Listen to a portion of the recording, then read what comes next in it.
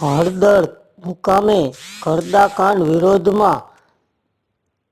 જે ખેડૂતોને જેલમાં કેદ કરવામાં આવ્યા હતા તેમાંના 6 ખેડૂતોને આજ રોજ જામીન મળતા જ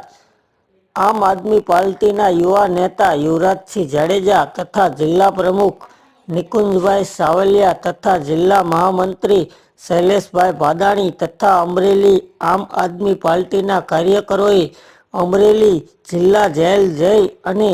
જેલની બહાર તેમનું ફૂલહારથી સ્વાગત કરી વધામણા કર્યા હતા। વધારે સમાચાર જોવા માટે અમારી ચેનલને લાઇક, શેર ને સબસ્ક્રાઇબ કરો। નમસ્કાર, જય હિન્દ, જય ભારત, જય જવાન, જય કિસાન। આજે જોવા જઈએ તો એ ઐતિહાસિક દિવસ છે કે જેમાં એક ક્રાંતિકારી યોદ્ધાઓ જેને કહી શકાય કે જે અનીતિભરી જે યોજનાઓ હતી એટલે કે કરદા પ્રથા હતી જેમાં ખેડૂતોની જે જણસના ભાવ જે હતા એ યોગ્ય રીતે નહોતા મળતા અને જે ભાવ હતા એમાં કટકી કરવામાં આવતી તેની સામેની જે આ લડાઈ હતી એટલે કે આ કરદા પ્રથાની વિરુદ્ધની જે લડાઈ હતી અને એ કરદા પ્રથાની વિરુદ્ધની લડાઈમાં જે હળદર ખાતે જે ઘટના બની જેમાં વર્તમાનના જે જનરલ ડાયર છે એ વર્તમાનના જનરલ ડાયરે કહી શકાય ખેડૂતો ઉપર બર્બરતા ગુજારી, ખેડૂતો ઉપર અત્યાચાર કર્યો, ખેડૂતોને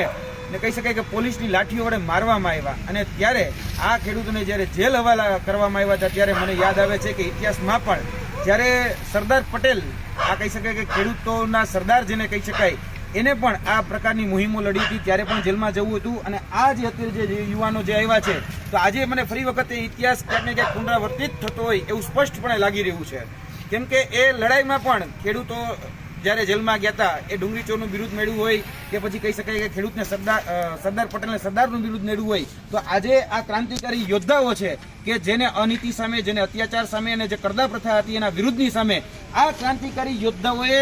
એ જ્વાલા બન્યા અને જે કહી શકાય ચિંગારી આખા ગુજરાતની અંદર જે કહી શકાય કે ફેલાવી તેને કારણે આજે ગુજરાતની તમામ એપીએમસી માર્કેટો જે કંસનો દરબાર બની ગઈ હતી અને જે આ કહી શકાય કે જેટલી પણ સહકારી સંસ્થાઓ હતી એ કુબેરનો ભંડાર બની ગઈ હતી આજે એને ખુલ્લી કરવાનું કામ આ તમામ જે ક્રાંતિકારી યોદ્ધાઓ છે એને કર્યું છે। આજના દિવસે માનનીય હાઈકોર્ટે એમને જામીન મુક્ત કર્યા છે। માનનીય હાઈકોર્ટ સમક્ષ આ તમામ બાબતો જે રજૂ કરવામાં આવી તો માનનીય હાઈકોર્ટને પણ એવું લાગ્યું કે ભાઈ આ જે બાબતો છે એ બાબતોમાં ખેડૂતો નિર્દોષ છે, આજે એને જામીન મુક્ત કર્યા છે। આશા રાખીએ છીએ કે આવનાર દિવસોની અંદર જે પણ બીજા જે અન્ય ખેડૂતો જે જેલમાં છે લગભગ જોવા જઈએ તો આજે 6 ખેડૂતો એ જેલ મુક્ત થયા છે તેની સાથે સાથે બાકીના જે ખેડૂતો છે એમાં 34 જેટલા ખેડૂતોની સોમવારે બીજી હિયરિંગ થવાની છે તો એ પણ ઝડપથી જેલ મુક્ત થશે। આજે ફરી એક વખત સાબિત થયું છે કે સત્યમેવ જયતે, આજે ફરી એક વખત સત્ય છે એની જીત થઈ છે। આપણે હંમેશા કહેતા હોઈએ છીએ કે સત્યને પરેશાન કરી શકાય છે પરંતુ પરાજિત નથી કરી શકાતો।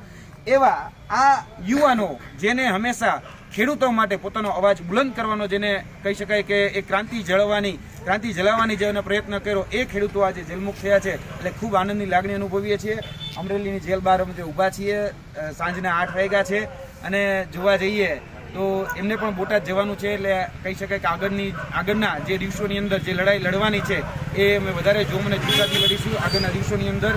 આ જે બીજા જે ખેડૂતો છે એ પણ ઝડપથી જેલમુક્ત થશે એવી આશા અપેક્ષા રાખીએ અને અમને ન્યાયતંત્ર પર સંપૂર્ણ ભરોસો છે। આવનાર દિવસોની અંદર બાકીના જે પ્રવીણ રામ હોય, રાજુભાઈ કરપડા હોય, રાજુભાઈ બોરખતરિયા હોય કે એની સાથે સંકળાયેલા બીજા જે અન્ય 80 જેટલા